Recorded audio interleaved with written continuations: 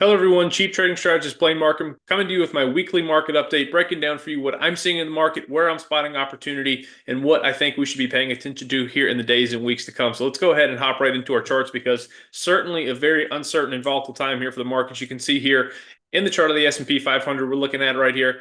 We're continuing to make this shorter term series of lower lows and lower highs. We had talked about this a lot in previous weeks that at the headline index level, we have started to see a real lack of momentum. We had really lost the upside momentum that we had been enjoying for much of last year. We saw the consolidating trading with the index just trading sideways, largely remaining range bound through much of December, January, and through parts of February. But throughout February, we started to see the index begin making this series of lower lows and lower highs because we started to see some overhead resistance to the upside, roughly around 7,000. You can see in late January and in February, we traded off of that level and we rallied up to 7,000. The buying got exhausted and we started to trade down. Then we started to see that ceiling of resistance start to kind of tick down. We saw it go down to 6,950, then down to 6,900.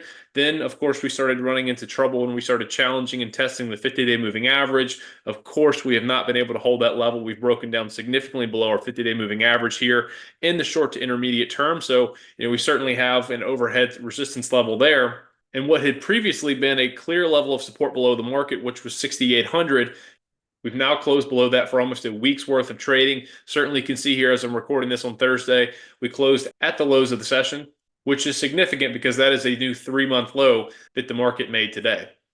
Certainly, the recent selling pressure in markets is just a symptom of some of the headwinds that the market is currently facing. Of course, there's some issues going on in the credit space with private credit. Certainly seeing a huge weight on financials. The financial sector has been one of the worst performing sectors this year to date because of this story. We already had that pressure going on. We've seen some blowups across the tech space, namely in software. Of course, we have geopolitical unrest as well related to the war breaking out in Iran. There's certainly a lot of volatility around that. It's led to a huge spike in energy prices. So we have energy up, we have the VIX up.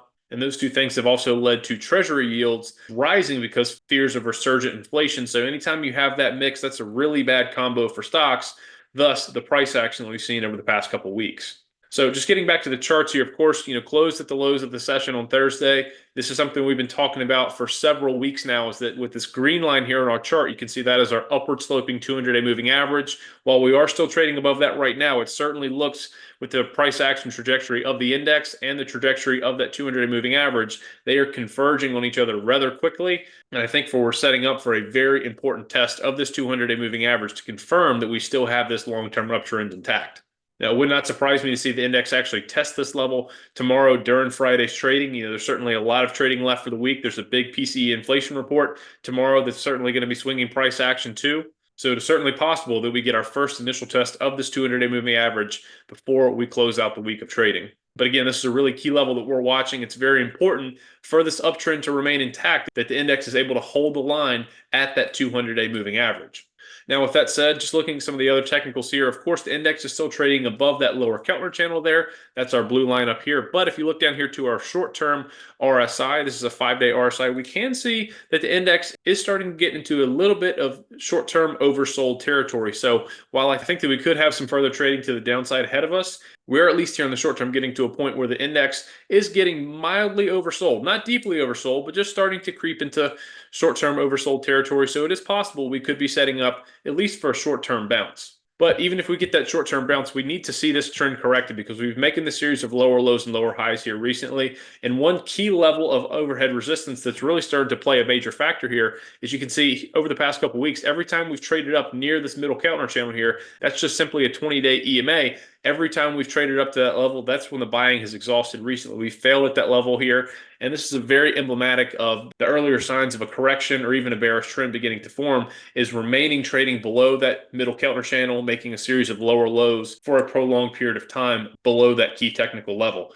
So we really need to see that trend reverse. We need to see the index hold at the 200-day moving average and reverse this current series of lower lows or lower highs, or we could potentially be looking at a little bit larger correction ahead.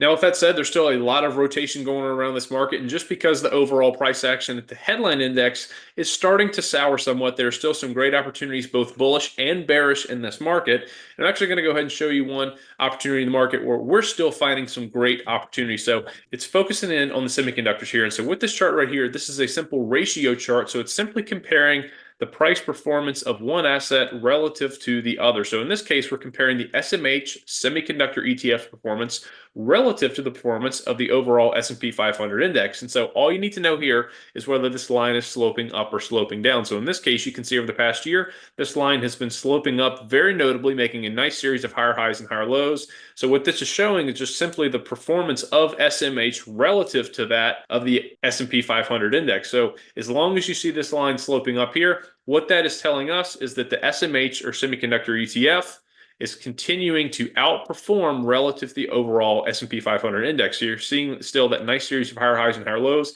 There's been a little bit of consolidation here recently, but still you can see we're overall in a nice uptrend. We certainly have not broken that uptrend here. And since we have not broken that uptrend, this is still a very strong pocket of relative strength in the market, presenting some really nice bullish opportunities in different pockets of the semiconductor sector. So as long as this relative strength remains here for the semiconductor stocks, this is going to be still one area that we're targeting and following very closely. And also, too, of course, we're not just following this, we are also spotting current trade opportunities within the semiconductor block of stocks. And I'm going to go ahead and show you one of those specific setups we spotted here recently. We're still finding some of these individual opportunities. And it's for this name right here. Of course, everybody knows this stock. It might be some of you all's favorite stock here. Of course, this is NVIDIA, ticker is NVDA. I think everybody is very familiar with what NVIDIA is and the story behind it. And you can see, largely over the past 6 months, this stock has not broken out quite substantially. It's really just been kind of consolidating, trading sideways. It's been very tightly range bound. You can see there's some clear support below the stock, roughly around 172, 175 to the downside. Of course, looking to the upside, you can see the stock has generally run into resistance around 200 to 195 per share. But again, still remaining largely tightly range bound, as you can see with this price action here. But just because this stock has remained range bound does not mean that there's not some really strong trade opportunities that are being presented for NVIDIA stock. So we've been trading this one quite a bit. We've sent out a lot of different trade alerts to our members for NVIDIA over the past couple months, and we're still continuing to find really nice looking trade setups for NVIDIA even now.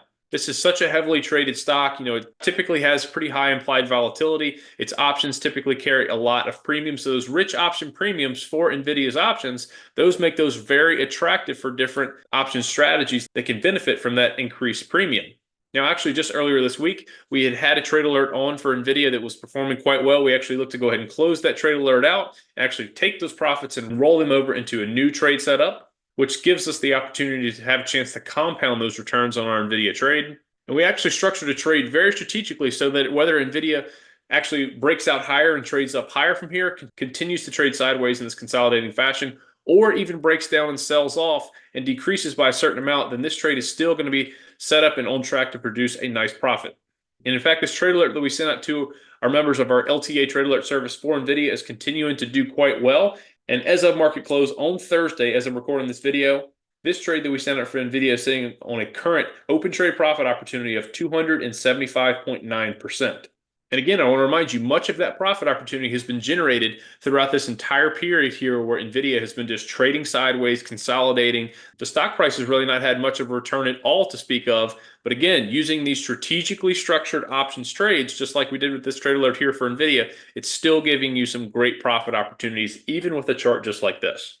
So I certainly hope that you were able to follow along with that trade alert that we sent out to our LTA members for NVIDIA. But if not, that is totally okay. Do not worry. Next, I'm going to go ahead and tell you how you can make sure that you begin receiving these trade alerts from our LTA trade alert service, possibly here in just the next couple of days. We're still spotting some great opportunities out there.